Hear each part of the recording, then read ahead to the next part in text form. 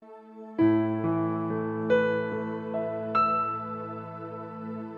igreja, nos voltemos agora de maneira especial para a palavra do nosso Deus, de maneira mais específica. E eu quero convidar os irmãos a abrirem a palavra de Deus em Apocalipse capítulo 6.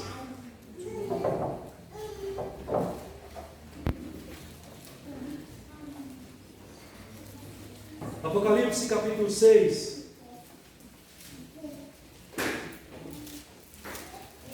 A nossa mensagem de hoje contempla os versículos de 1 a 7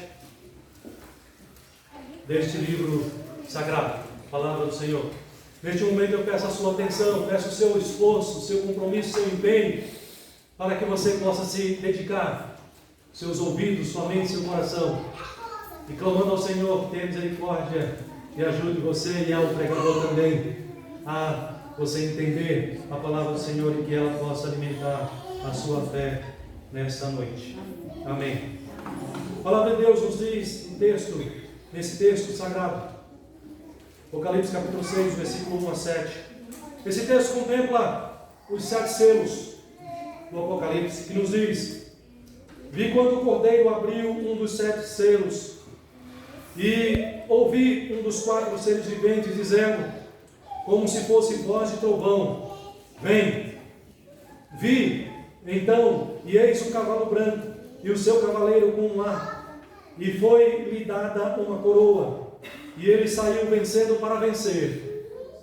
Quando abriu o segundo selo, ouvi o segundo ser vivente dizendo, vem. E saiu outro cavalo, vermelho, e ao seu cavaleiro foi-lhe dado tirar a paz da terra, para que os homens se matassem uns aos outros. Também lhe foi dada uma grande espada. Quando abriu o terceiro selo, ouvi o terceiro ser vivente dizendo, vem.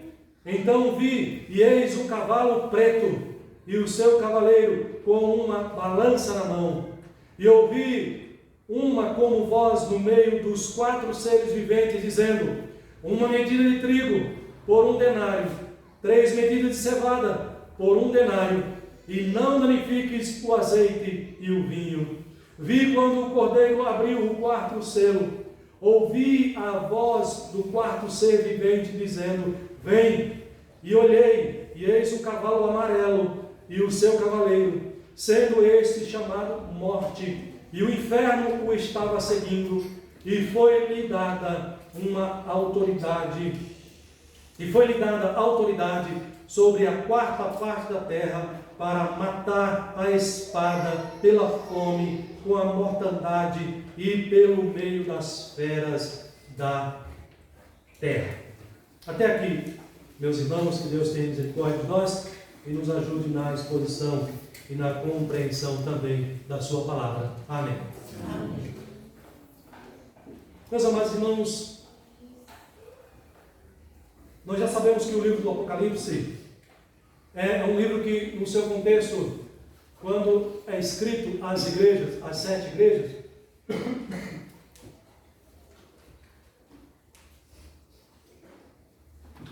ele é escrito no contexto de conflitos.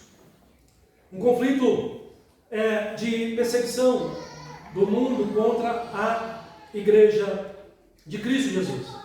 Aqueles que são um pouco mais curiosos com respeito à história passada e a história da igreja, vão entender e já devem saber que os cristãos no primeiro século, eles foram perseguidos por alguns imperadores, e ao longo do tempo nós tivemos Nero, o imperador, mas nessa ocasião aqui não era mais Nero, mas o imperador romano chamado Domiciano.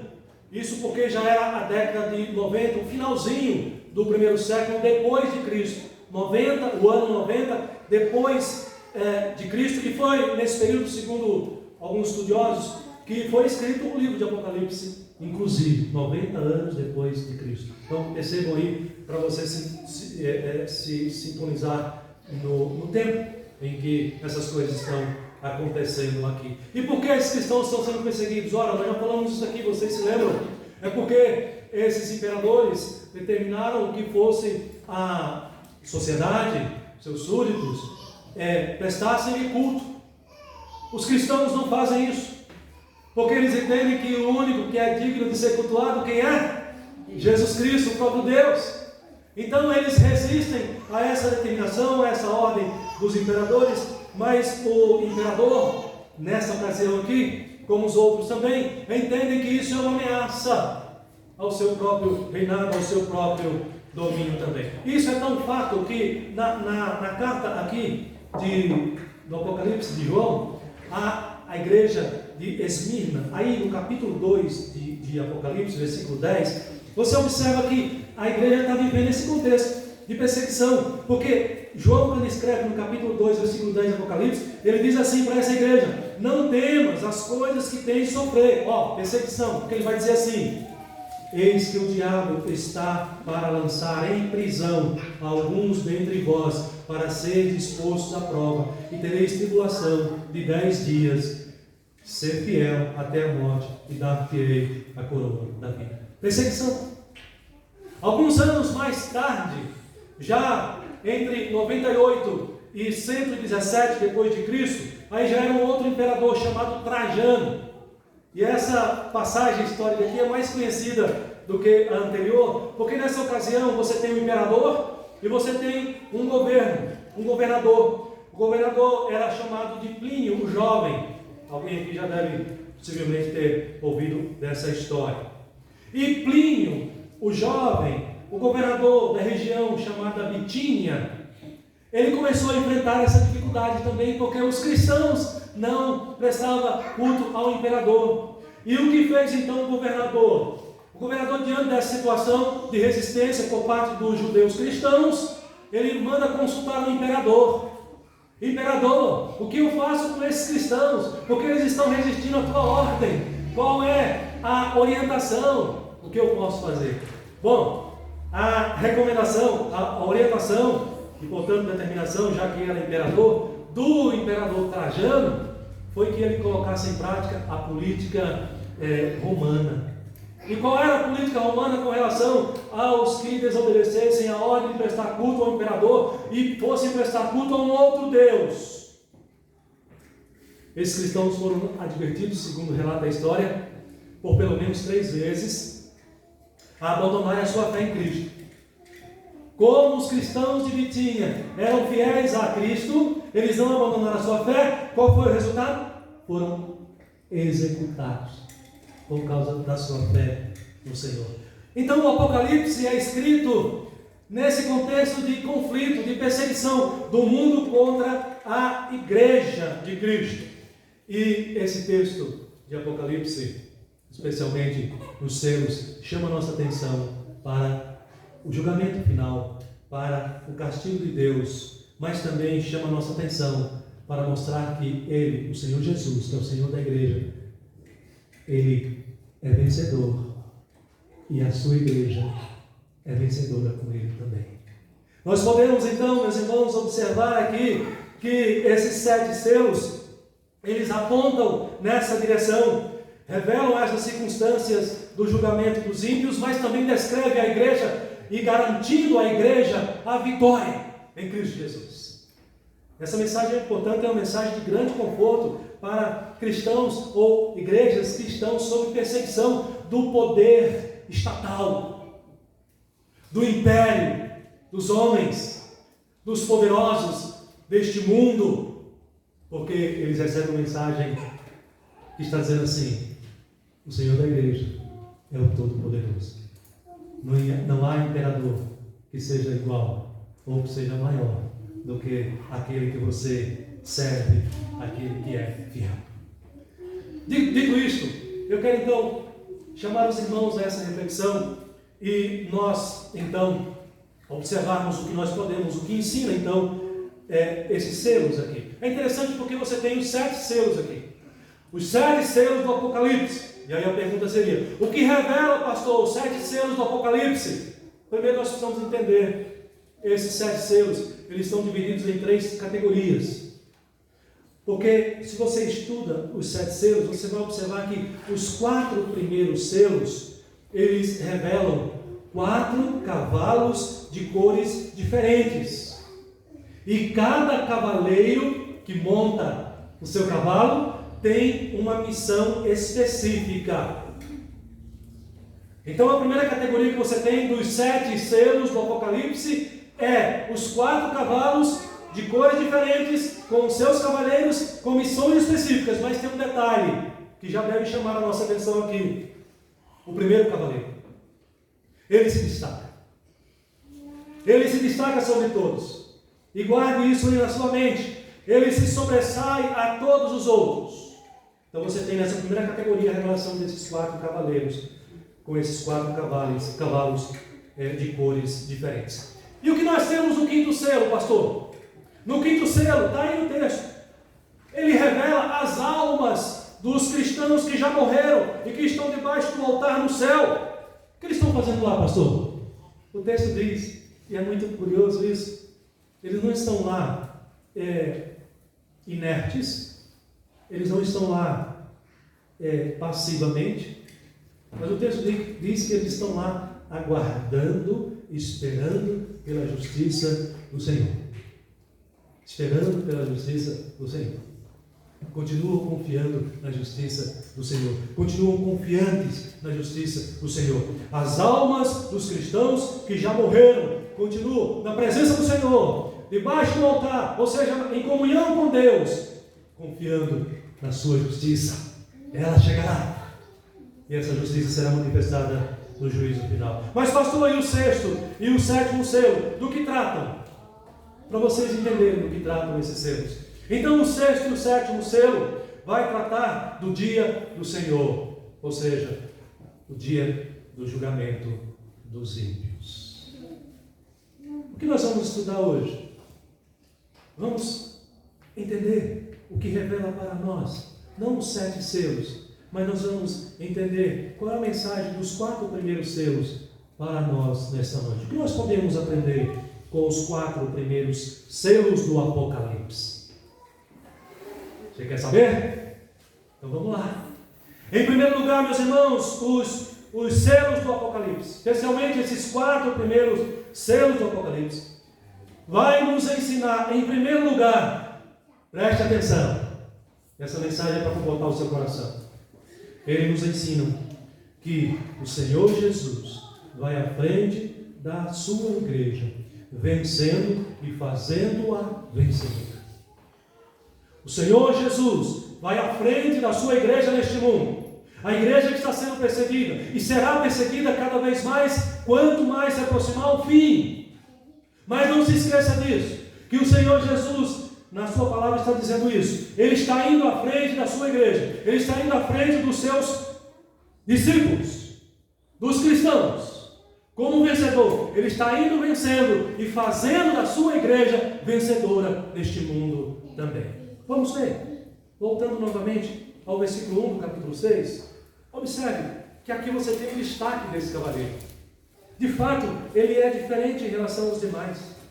Quando João diz que olha e vê quando o Cordeiro abriu os 7 selos e ouviu um dos 4 seres viventes dizendo, como se fosse uma voz de trovão: vem. Esse é um chamado que não pode ser recusado.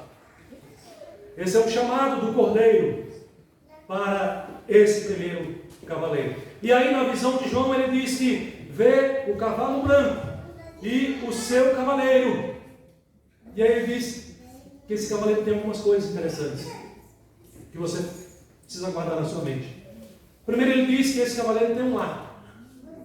É uma arma de ataque. Mas ele vai dizer que esse cavaleiro também tem uma coroa. Uma coroa aponta para poder, para a autoridade daquele que tem ou usa essa coroa. Meus irmãos, é interessante como o livro do Apocalipse coloca Jesus numa posição de Senhor absoluto. Aliás, o capítulo 4 e o capítulo 5 já tinham feito isso. Já tinha revelado e mostrado Jesus como sendo o soberano, o todo-poderoso. Vocês se lembram na visão dos capítulos 4 e 5? Capítulo 4, a visão é do trono de Deus. João diz que olha e vê o trono. É a visão que João tem nos céus, no ambiente celestial. E ele diz que vê alguém sentado no trono. E esse alguém, obviamente, é o Deus Pai, é o Deus Criador. E ele diz que na mão daquele que está sentado no trono há um livro, há um rolo. E ele diz que entre os que estão ali, os anjos que estão ali, não há ninguém entre eles que possa receber aquele rolo e abrir aquele rolo. E João diz que ele fica triste por causa disso. Ele começa a chorar amargamente, porque não tem ninguém que abra o livro e que revele o livro. E esse livro é importante, porque ele vai trazer a revelação da história deste mundo e do seu fim também. Portanto, há uma necessidade de conhecer o conteúdo desse livro. Mas quem pode abrir esse livro? E João diz que naquele desespero, no seu choro, na sua tristeza, ele olha e vê adiante um cordeiro. Um como sendo o cordeiro. Ou seja, o próprio Jesus Cristo.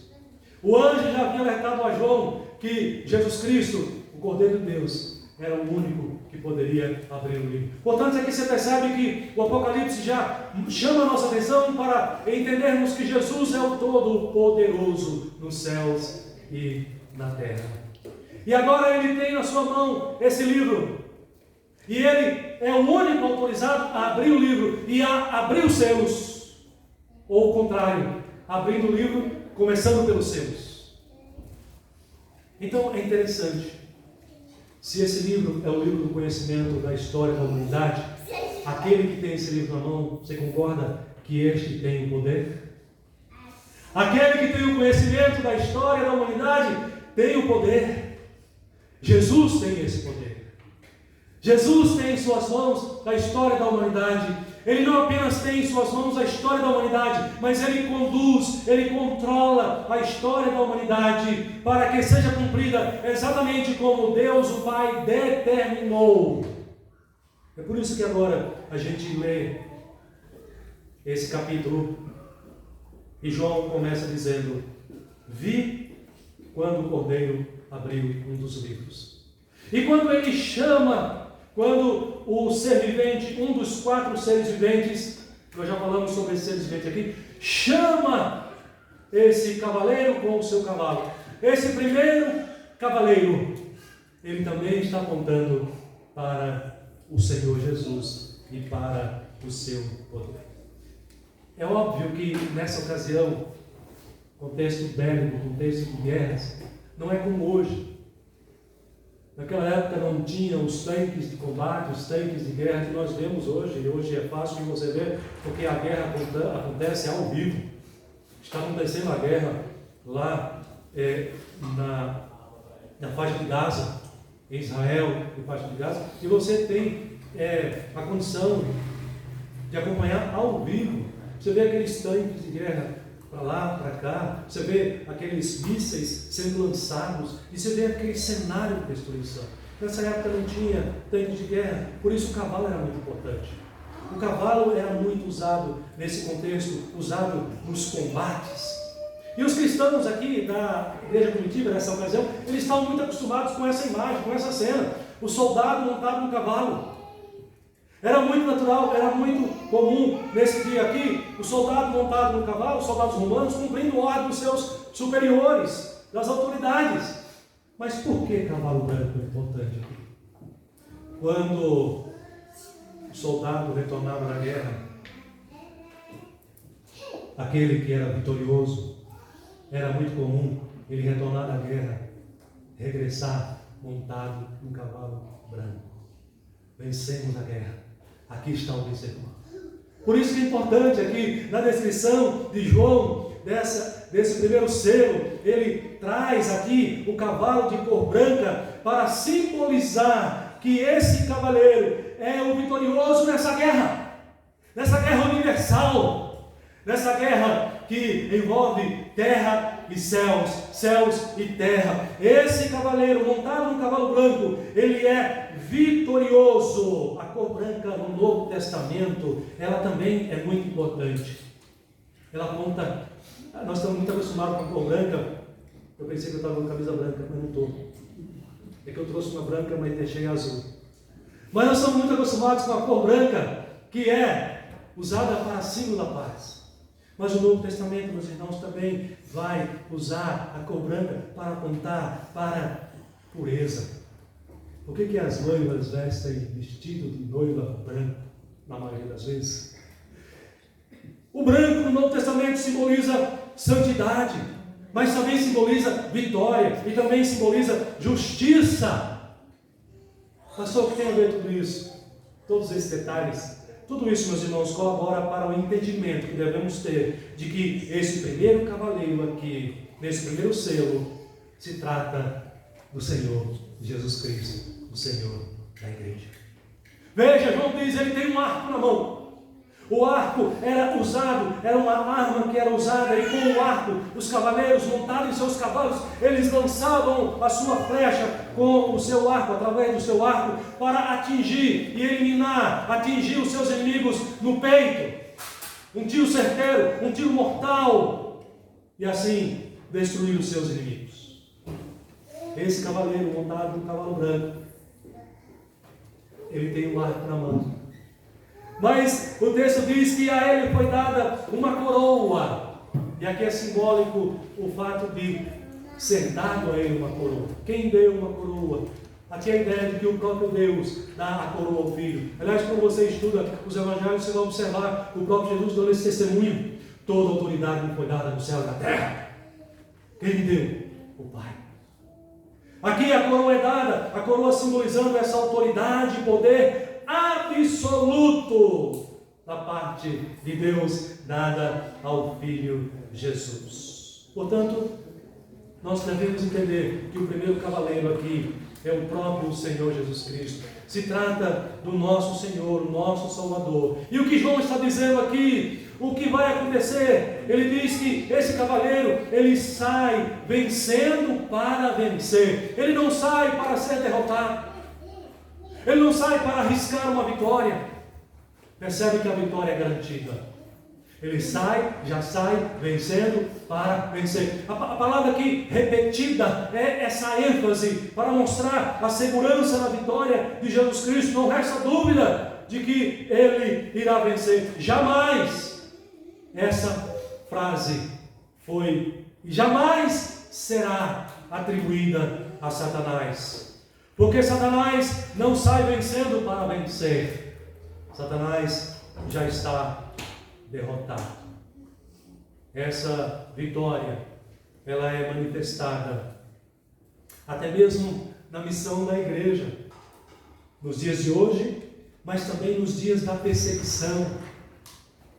Quando a igreja sob perseguição, vitoriosa que é, porque tem o Senhor da igreja que é vitorioso, ela não para a sua missão.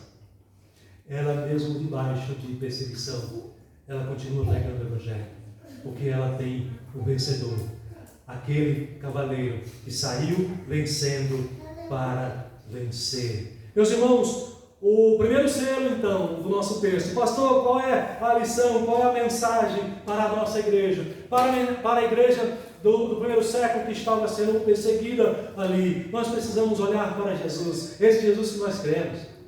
E não deve restar dúvidas nenhuma de que o Senhor Jesus é o soberano. Nós cantamos aqui. Quando você cantou, você creu nisso. Você crê nessa palavra, você crê nessa verdade, você crê nessa doutrina. Tu és soberano sobre o céu e sobre a terra. Entre os céus e terra não há ninguém maior do que Jesus. Nenhum nome é sobre o nome de Jesus. Este nome é o Todo-Poderoso, o nome de Jesus Cristo, o Filho de Deus. Portanto, irmãos, nada para a igreja de Cristo, nada para o plano de Deus que está sendo executado, o reino de Deus através da igreja que já foi implantado e está avançando as portas do inferno, avançando o território do inferno neste mundo aqui. Nada pode parar, porque o Senhor da igreja é o cavaleiro que saiu vencendo para vencer. Você serve ao Senhor Jesus, que é vitorioso e que nada e nem ninguém pode vencê-lo, pode derrotá-lo. Numa batalha sequer, ninguém pode fazer isso, porque Ele é o cavaleiro montado no cavalo branco, que tem o arco na mão, e tem a coroa, e que sai vencendo para vencer. Aleluia ao nosso Senhor Jesus Cristo, aquele que ainda hoje continua com este poder. Se você está aqui nesta noite, é porque um dia no passado você foi alcançado por este Evangelho, que por obra desse Senhor da igreja, por meio da ação do Espírito Santo no teu coração, na tua vida, te alcançou e arrebatadoramente te convenceu e transformou a tua mente e o teu coração. E você foi incapaz de dizer não para esse Senhor da igreja, para esse convite: vinde a mim, todos vós que estáis cansados e sobrecarregados, e eu vos aliviarei. Ninguém pode resistir ao Senhor da igreja. Não há imperadores, não há anjos caídos, não há diabo, Satanás, poderoso o suficiente para barrar, para impedir esse cavaleiro montado em seu cavalo branco, porque ele é vitorioso e ele saiu vencendo para vencer. Pastor, qual é a mensagem dos selos, ou dos 7 selos para a igreja de Cristo hoje? Em primeiro lugar, irmãos, estou dizendo para vocês que essa mensagem, em primeiro lugar, nos ensina que o Senhor Jesus vai à frente da igreja, vai à frente da sua vida como alguém que pertence a essa igreja, ao povo de Deus. Ele vai vencendo e fazendo de você e fazendo da sua igreja vencedora. Olhe para a sua vida.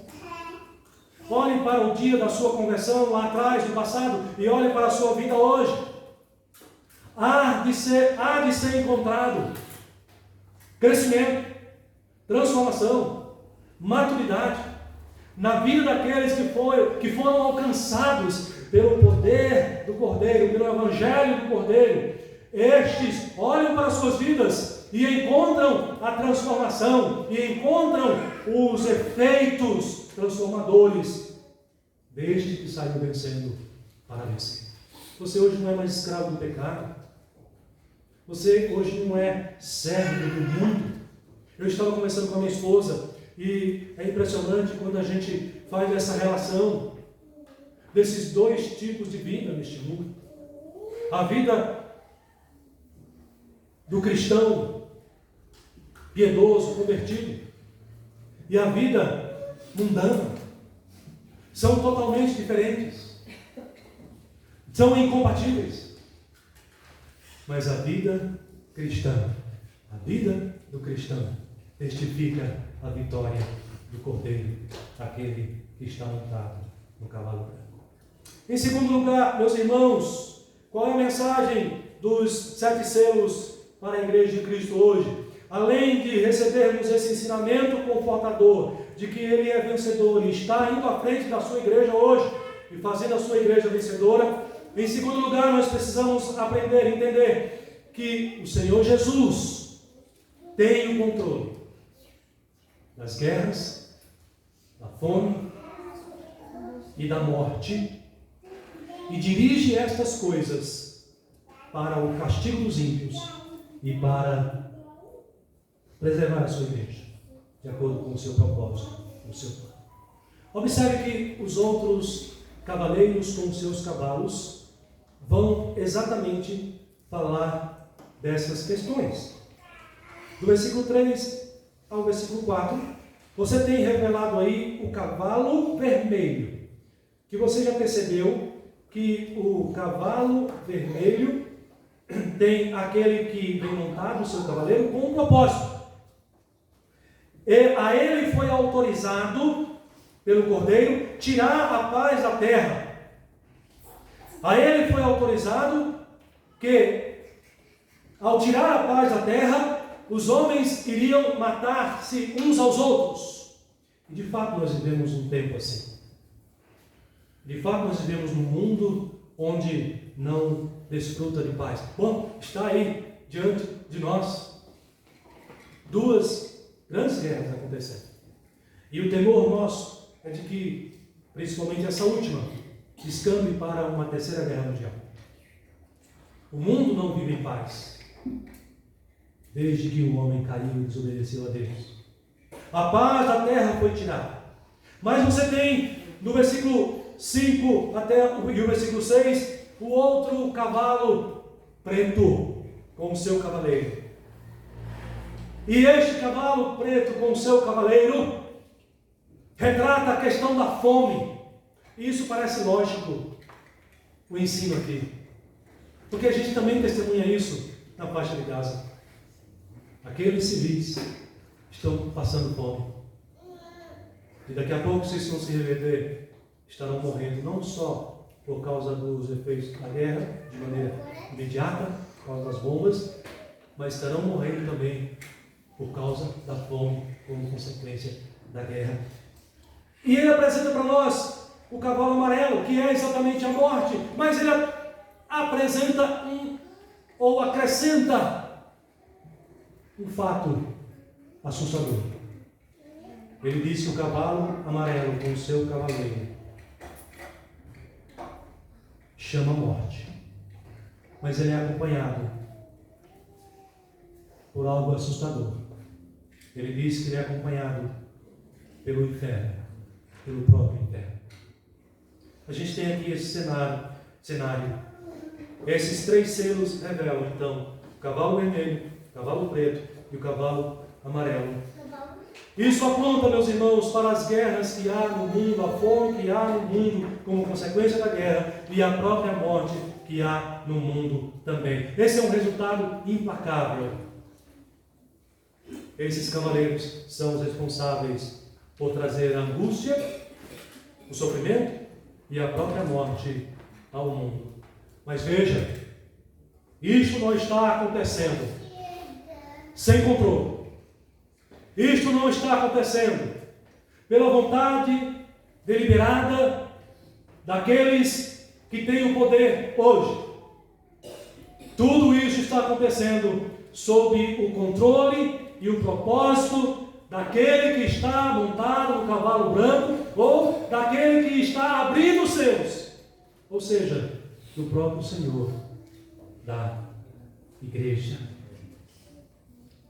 O próprio Jesus, ele disse em Mateus capítulo 10, verso 34, não pensem que eu vim trazer paz à terra. Eu não vim trazer paz, mas espada. O próprio Jesus declara então que aqui nós aprendemos que, embora você olhe aterrorizado a morte daquelas crianças que foram sequestradas, a morte de jovens, morte cruéis, com altos requintes de crueldade, desumanidade, e você fica aterrorizado diante dessas circunstâncias, dessa situação. O que o texto de Apocalipse nos ensina aqui é que essas coisas, de fato, irão acontecer, irão continuar acontecendo no mundo. Mas nós devemos entender e crer que nada está acontecendo fora do propósito e do controle do Senhor, nosso Deus. É interessante, irmãos, que quando ele diz com respeito ao cavalo preto, que simboliza a fome em consequência da guerra, é interessante que o texto diz que traz uma balança na mão e uma medida de trigo por um denário. É uma situação de dificuldade para a aquisição do alimento. A ideia aqui, no contexto, na época, é que o pai de família, depois de receber o salário de um dia de trabalho, ele teria condição de comprar apenas, com o seu salário de um dia de trabalho, apenas um pão, o que seria suficiente para alimentar apenas uma pessoa, não a família. É uma crise, é uma fome insaciável aqui. Resultado, morte. Morte que é seguida pelo próprio inferno. Esta é a condição de morte assustadora também. Porque é a condição de morte e daqueles que morrem nessas circunstâncias estarão separados da presença de Deus e de tudo o que há de bom da parte de Deus. São aqueles que morrem no pecado, são aqueles que morrem na incredulidade. A morte e o inferno ceifam vidas todos os dias. É isso que está acontecendo. Aconteceu não só nos dias da igreja primitiva no primeiro século, mas também em nossos dias e até a volta de Jesus Cristo. Pessoas serão ceifadas, terão suas vidas ceifadas, e muitas delas morrerão e estarão separadas do Senhor e da sua igreja e do seu povo. Mas é interessante porque, ao mesmo tempo, a gente pode observar aqui que os próprios cristãos também estão nesse contexto de morte, de guerra, e que também têm suas vidas, ou tiveram suas vidas ceifadas. E como podemos afirmar que dentre os que estão morrendo na guerra também não são convertidos, não são já pessoas que entregaram suas vidas para o Senhor Jesus Cristo? Mas o destino desses que morrem por Jesus, na fé em Jesus, é a comunhão, é a presença gloriosa do Senhor, da igreja, como nós vimos aqui. A perseguição ao cristianismo, ela sempre existiu, e quanto mais os crentes vivem uma vida piedosa, mais a perseguição será aumentada, será trazida aos nossos olhos diante de nós. Houve um relato na história da humanidade que foi aterrorizante, ficou conhecido como a Noite de São Bartolomeu. Ali na França, nesta noite de São Bartolomeu, é um santo que eles veneram, houve a morte, e o número estimado de protestantes que morreram, que foram assassinados ali, é um número que não se chegou ainda a cravar um número certo, tamanha a quantidade de mortes. Alguns estudiosos vão dizer que foram mortos naquela noite de São Bartolomeu pelo menos 20 mil pessoas. Outros vão dizer que foram mortos 50 mil pessoas. E na sua maioria, protestantes ali, nesse conflito entre católicos e protestantes. Estou falando agora já do século XVI, do nosso tempo, da nossa época. Para lembrar os irmãos que a perseguição, a morte, está acontecendo. Acabei de falar dessas guerras que aconteceram, mas também houve guerras mundiais, Primeira e Segunda Guerra Mundial também, onde pessoas que morreram na casa dos milhões. Estima-se, por exemplo, na Segunda Guerra Mundial, que foram mortos 20 milhões de pessoas, mas é claro que esses números nunca são de fato cravados, porque não dá para se ter com tanta precisão aqui.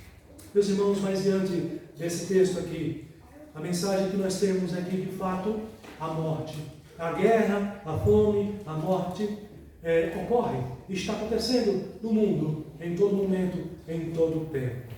E embora haja guerra, embora haja fome, embora haja morte, embora haja aqueles que serão condenados ao inferno, embora haja esse cenário de desolador no mundo, que nós assistimos, e que achamos que está longe de nós, mas que pode não estar tão longe assim, porque o que temos como garantia de que essas coisas não cheguem também a nós aqui, fazemos parte deste mundo, onde há essas coisas, mas quando houver, se houver e quando houver, lembre-se que essas coisas não estão acontecendo, que o mal não corre sem limites, desenfreadamente neste mundo. Por quê? Porque o cavalo vermelho, o cavalo preto e o cavalo amarelo, ou seja, as guerras, a fome, a morte e tudo que há de ruim neste mundo, está ocorrendo sob o controle e a direção do Senhor da igreja, e continuará existindo e ocorrendo. E no dia do juízo final, isso será manifestado de maneira plena para castigo dos ímpios, para castigo daqueles que resistem ao Evangelho, para o castigo daqueles que negam a autoridade e o poder desceu da igreja, e isso será manifestado no último dia.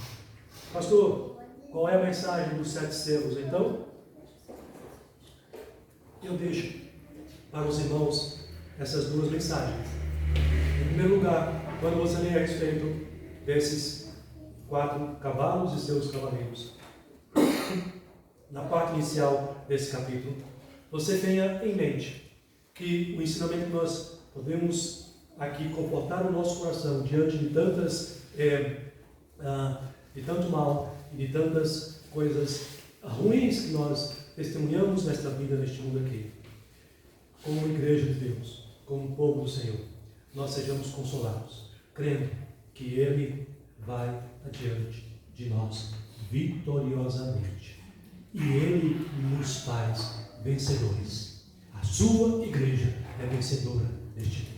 Quando você olhar para essa realidade caótica, quando você for deparado com alguém tratando você com crueldade, com maldade, com injustiça, você olhe nessa realidade e se lembre e creia que a sua vida está sob os cuidados de Deus, e tudo o que acontece, inclusive o mal, ainda que seja a guerra, ainda que seja a fome e ainda que venha a ser a morte, está sob o controle do Senhor Jesus. Continue confiando nele, continue entregando a sua vida para Ele, continue vivendo na certeza de que Ele o ama, de que Ele cuida de você, de que Ele poderosamente está controlando e conduzindo todas essas coisas, inclusive o maligno, inclusive Satanás, para a glória do seu nome e o bem do seu povo. E tudo que há de mal, e todos os maldosos, malignos neste mundo, juntamente com os anjos caídos, serão julgados e condenados no último dia. Que nós continuemos a confiar na justiça desse Senhor da igreja, assim como aqueles que já morreram e que estão debaixo do altar, esperando a justiça do Senhor no último dia. Que Deus fortaleça, que Deus console, que Deus anime você a continuar sendo fiel ao Senhor na sua vida, no seu mundo, neste mundo aqui. Amém.